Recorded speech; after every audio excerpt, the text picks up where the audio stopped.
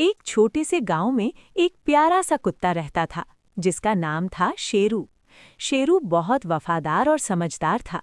वो अपने मालिक के घर की रखवाली करता और सबकी मदद करता था। उसी गांव में एक सफ़ेद रंग की मासूम बकरी भी रहती थी जिसका नाम था गुड़िया।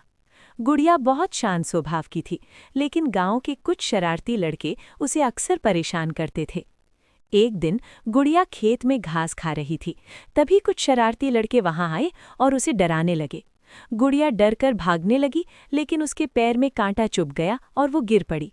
वो दर्द से मिमियाने लगी।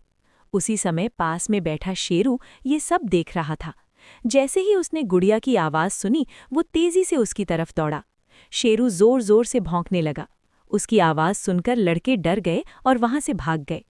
शेरू धीरे से गुड़िया के पास गया।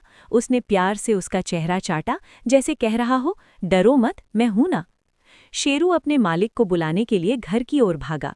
उसका मालिक समझ गया कि जरूर कोई परेशानी है। वो शेरू के पीछे पीछे खेत में पहुंचा।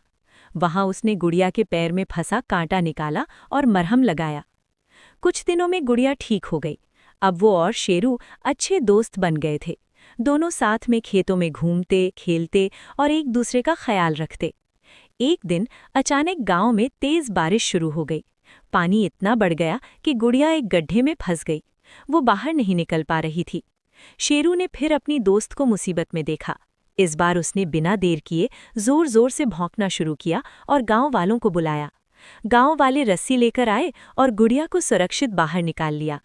गुड़िया की आंखों में आंसू थे, लेकिन इस बार डर के नहीं, खुशी के। उसने शेरू को प्यार से देखा, जैसे कह रही हो, तुम सच्चे दोस्त हो।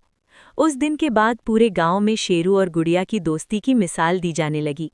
सीख: सच्ची दोस्ती वही होती है जो मुसीबत में साथ दे।